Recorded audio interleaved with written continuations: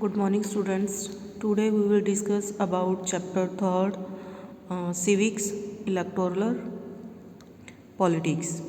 तो स्टूडेंट्स सबसे पहले हम इस चैप्टर की इंट्रोडक्शन करेंगे। इंट्रोडक्शन हम एक स्टोरी के थ्रू करेंगे स्टूडेंट्स, जैसे assembly elections in Haryana. Students, Haryana state में असेंबली इलेक्शंस 1987 में हुए थे।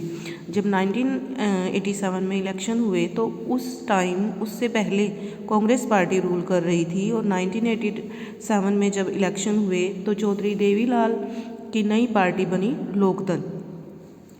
दोनों के बीच उस टाइम स्टूडेंट्स इलेक्शन हुआ 1987 में, तो जो चौधरी देवीलाल थे वो हरियाणा संघर्ष समिति उसके चेयरपर्सन भी थे। स्टूडेंट्स, उन्होंने अपनी पार्टी का नाम लोकदल रखा, और उन्होंने मान लो एक प्रोपेगेंडा या ये समझ लो कि लोगों के साथ एक प्रॉमिस किया उन्होंने एक मिशन चलाया, उसका नाम था संघर्ष समिति। जो एक मिशन चलाया उसका नाम उन्होंने दिया न्याय युद्ध, कि जो लोग हैं उनको न्याय दिलवाना। तो न्याय युद्ध का मीनिंग ये था स्टूडेंट्स, उन्होंने प्रोमिस्ड किया to waive the loan of farmers.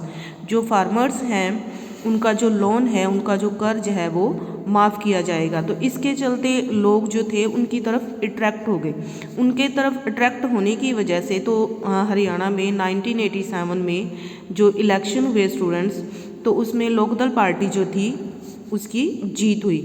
तो Lokdal and its partners was seat 76, 90 में से 76 सीट उन्होंने ली स्टूडेंट्स।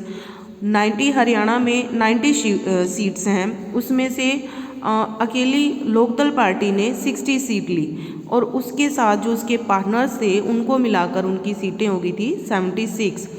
तो उसके बाद जब लोकदल पार्टी जीत गई तो उन्होंने चौधरी देवीलाल को सीएम के रूप में चूज़ किया। तो आगे स्टूडेंट्स इस चैप्टर में हम करेंगे why do we need elections, हमें इलेक्शंस की ज़रूरत क्यों होती है। स्टूडेंट्स, इमेजिन करो कि इलेक्शन के विदाउट एक डेमोक्रेसी कैसे होगी। तो हम इलेक्शन के बिना तो डेमोक्रेसी को सोच ही नहीं सकते। अगर हम सोचते हैं तो उसके अलग अलग वे हो सकते हैं, जैसे can there be another way to select the representative. तो स्टूडेंट्स, हम किस फॉर्म में उसको देखेंगे कि इलेक्शन के बिना हो, या तो हम ये सोचेंगे कि जो सीनियर सिटीज़न है वो उसे हम नेता चूज़ कर लें या लीडर चूज़ कर लें, लेकिन हम देखेंगे उसकी एज इतनी नहीं है कि वो आगे रूल कर सके। या हम ये सोचेंगे कि जिसके पास ज़्यादा प्रॉपर्टी है उसे हम अपना लीडर चूज़ करें, पर हम मान लो ये हमें कि ज़्यादा प्रॉपर्टी वाले को चूज़ कर लेते हैं, पर उसके पास इतनी कैपेबिलिटी नहीं है कि वो रूल कर सके या शासन को आगे चला सके। तो ये सब इलेक्शन के बिना स्टूडेंट्स पॉसिबल नहीं है। तो इसका एक ही सोल्यूशन निकलता है, वो क्या है? इलेक्शंस। तो students, voter can make many choices. Students, जो इलेक्शन होते हैं वो वोटर्स को कई चॉइसेस देते हैं। They can choose who will make law for them. उनके पास ये होता है कि वो उन लोगों को चूज़ करेंगे कि जो उनके लिए लॉज बनाएंगे, कि वो एक अच्छे लीडर को, नेता को चुने जो उनके लिए आगे चलकर अच्छे लॉ बनाए, उनको ध्यान में रखकर। They can choose who will form the government. जिनको वो चूज़ करेंगे उनके द्वारा चूज़ जो किए हुए लीडर्स हैं स्टूडेंट्स, वो गवर्नमेंट बनाएंगे। टेक मेजर डिसीजंस, वो क्या लेंगे? उनके द्वारा चूज़ किए हुए जो लीडर होंगे वो फिर बड़े गवर्नमेंट बनाएंगे, और फिर वो बहुत बड़े बड़े डिसीजन लेंगे। तो they can choose the party. तो स्टूडेंट्स, वो इलेक्शन के थ्रू एक ऐसी पार्टी को चूज़ करेंगे who policies will guide the government and law making, जो लॉ भी बनाए और ऐसी पॉलिसीज़ बनाए, मतलब हर एक पार्टी है, सबकी मेंटालिटी, सबकी फ़िलॉसफी, आइडियोलॉजी सबकी क्या होती है? अलग अलग होती है। तो उस तरह से वो एक ऐसी पार्टी को चूज़ करेंगे जो गवर्नमेंट को चलाए, जो अच्छे लॉज बनाए लोगों के लिए। आगे स्टूडेंट्स इस चैप्टर में है what makes an elections democratic. तो एक इलेक्शन डेमोक्रेटिक कैसे होते हैं, कैसे बनते हैं? तो इलेक्शन स्टूडेंट्स दोनों में ही होते हैं, डेमोक्रेटिक कंट्रीज़ में भी और नॉन डेमोक्रेटिक कंट्रीज़ में भी। मान लो चाइना का हम एग्जांपल लेते हैं, चाइना में भी इलेक्शन होते हैं, लेकिन आपने स्टूडेंट्स पढ़ा है हमने पिछले चैप्टर्स में कि जो चाइना में एक ही पार्टी रूल करती है। इलेक्शन होते हैं पर पार्टी एक ही होती है, कम्युनिस्ट पार्टी। तो वो क्या होता है कि लोगों के पास कोई चॉइस नहीं होती, उन्होंने सिर्फ एक ही पार्टी को वोट डालना है और वही पार्टी जो होगी वो विनर रहेगी। तो अब हम देखते हैं स्टूडेंट्स कि इलेक्शन कैसे डेमोक्रेटिक होते हैं। तो डेमोक्रेटिक इलेक्शन जो होते हैं उसमें एबिलिटी टू चूज़, पीपल के पास लीडर को चूज़ करने की एबिलिटी होती है। कैसे होती है? क्योंकि हर एक पर्सन के पास क्या होता है, वन पर्सन वन वोट और वन वैल्यू। जो जिसकी एज 18 साल की हो जाती है उसको वोट देने का राइट मिल जाता है और वो अपनी पसंद के लीडर को चुन सकता है। दूसरा, there should be something to choice, इसमें कुछ उनके लिए चॉइस भी होती है, जैसे free elections and choice to the voters.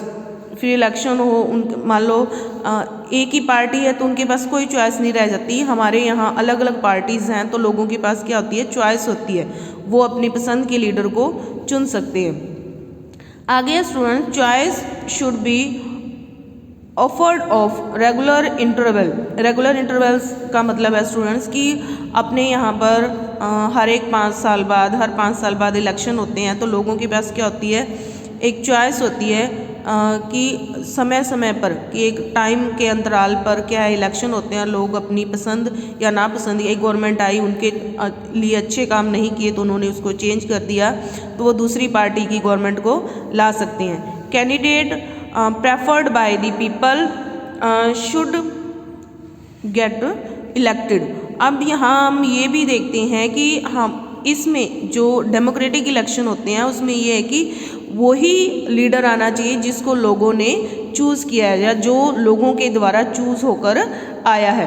तो स्टूडेंट्स आगे डेमोक्रेटिक इलेक्शन में क्या होता है कि election free and fair manners, कि इसमें जो इलेक्शन है वो फ्री हो और उसमें फेयर किसी भी तरह का कोई भी धांधली या धोखाधड़ी उसमें ना हो।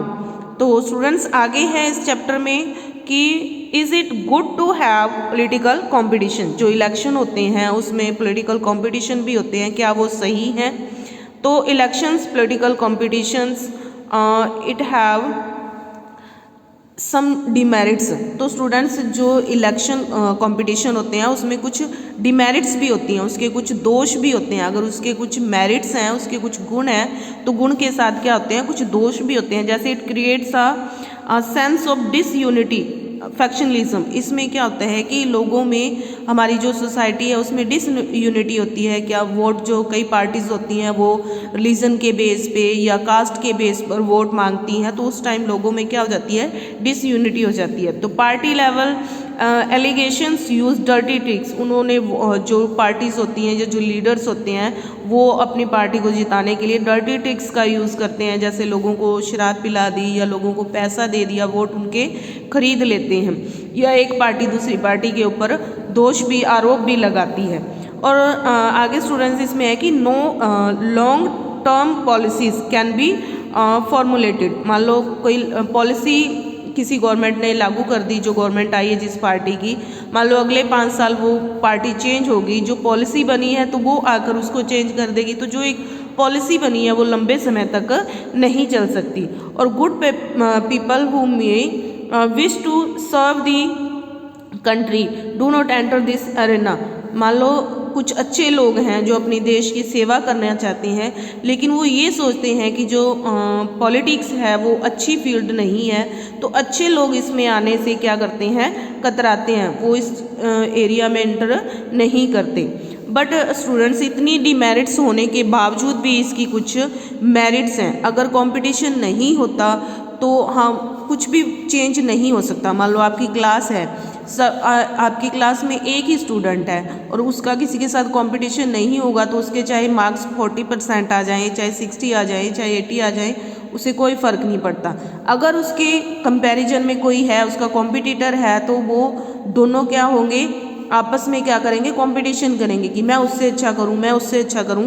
तो इसी तरह इसकी मेरिट्स भी हैं। मान लो कोई लीडर है तो वो लीडर्स जो है वो वर्क हार्ड करते हैं कि मान लो मेरी पार्टी आई है तो मैं अच्छा काम करने की कोशिश करते हैं ताकि वो अगली बार भी वही पार्टी आ सके। तो जैसे leaders are required to work hard to remain in power on to gain it, वो अपनी पावर को बढ़ाने की कोशिश करते हैं। और अगर वो अच्छा काम करते हैं तो it is a reward for serving, अगर वो अच्छा काम करते हैं कंट्री में तो हो सकता है वो 5 साल बाद वही गवर्नमेंट दोबारा आ जाए। अगर वो अच्छा काम नहीं करते तो at the same time punishment for not performing the duty, अगर उन्होंने अपनी ड्यूटी को अच्छी तरह परफॉर्म नहीं किया तो उनको पनिशमेंट किस फॉर्म में मिलेगी। मान लो गवर्नमेंट अब है तो नेक्स्ट जो अगले इलेक्शन होंगे तो उसमें वो गवर्नमेंट नहीं होगी। तो नेक्स्ट स्टूडेंट्स हम करते हैं नेक्स्ट वीडियो में।